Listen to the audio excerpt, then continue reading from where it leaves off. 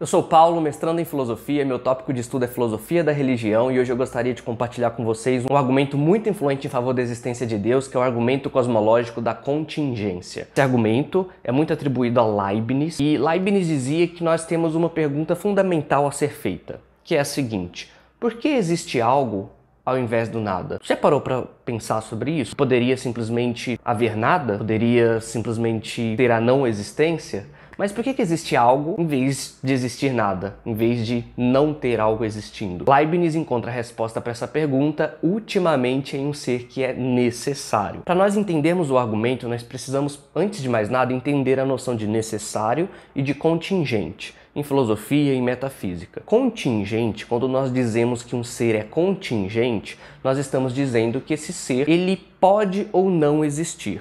Ele não precisa existir. Você é contingente, eu sou contingente, essa cadeira, biblioteca é contingente, porque essas coisas existem, mas elas podem não existir.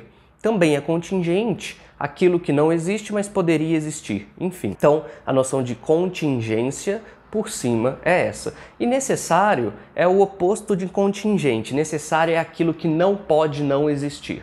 É aquilo que existe e não pode não existir. Deus é tido como um ser necessário, por exemplo. Se Deus existe, ele não pode não existir. Verdades matemáticas são do tipo necessário também. 1 mais 1 é 2 e não pode ser de outra maneira. 1 mais 1 tem de ser 2. Objetos abstratos, se existem, tais como números que existem de forma abstrata, no sentido platônico, proposições e etc., são também tidos como objetos necessários, ou seja, seres que, se existem, não podem não existir. Eles precisam existir em todos os mundos possíveis. E quando nós falamos de mundos possíveis, é uma semântica, é um instrumento muito utilizado para falarmos de contingência e de necessidade.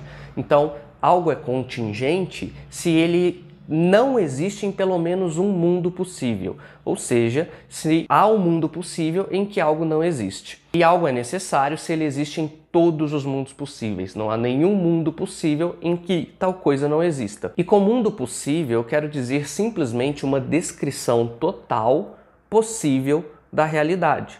Então, por exemplo, nós temos o nosso mundo atual, nós estamos em 2025 e etc. Porém, além do mundo atual, nós podemos também pensar em outros mundos possíveis, que não existem, mas poderiam ter existido no lugar do mundo atual. Suponha que nós tenhamos um mundo e que Jesus Cristo, em vez de ter encarnado há 2000 e tantos anos atrás, encarna em 2025.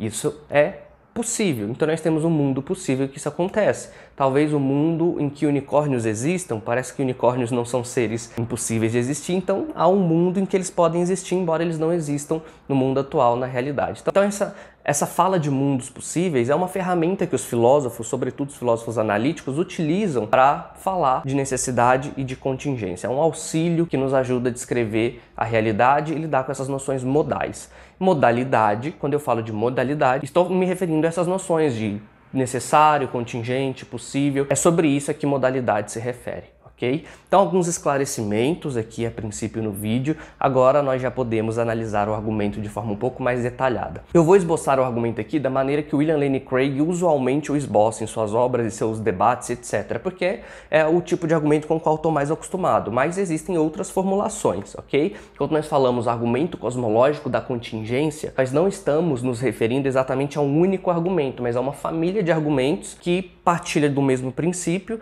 mas que pode ser formulado de maneiras distintas, ok? Então, o argumento da contingência, que eu vou esboçar aqui, ele é formulado da seguinte maneira. Premissa 1. Tudo que existe possui uma explicação de sua existência, seja essa explicação uma causa externa ou em uma necessidade de sua natureza. Esse princípio de que tudo que existe possui uma explicação para existir é conhecido como o princípio da razão suficiente. E aí você tem várias versões do princípio da razão suficiente. Essa daqui é uma versão bem simples do princípio. Ela não necessariamente é contra a existência de propriedades ou de fatos brutos. Esse princípio da razão suficiente é contra a ideia de que coisas podem existir sem uma explicação. Então, talvez uma substância A tenha uma propriedade B de forma bruta, mas a substância A não existe de forma bruta, ela tem uma explicação do porquê ela existe. E quando eu falo de forma bruta, quando eu digo que algo existe de forma bruta, eu estou dizendo que essa coisa existe sem explicação.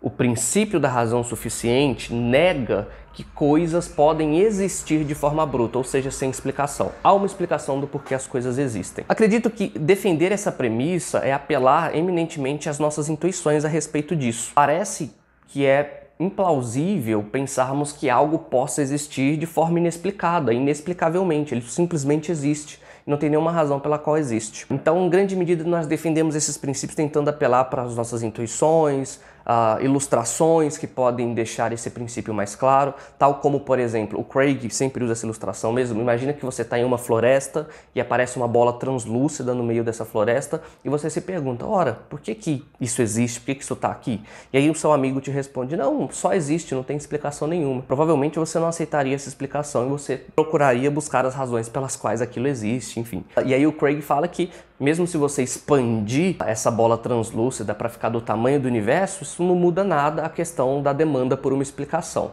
E você aplica o mesmo raciocínio ao universo. Então, parece que o universo, se ele existe, ele também tem de ter algum tipo de explicação. Isso é muito intuitivo, né? Nós não ficaríamos, a princípio, satisfeitos com a ideia de que algo simplesmente existe, ponto. E essa ilustração ele tira do Richard Taylor. Então, prosseguindo, tudo que existe possui uma explicação de sua existência, seja essa explicação uma causa externa ou uma necessidade de sua própria natureza.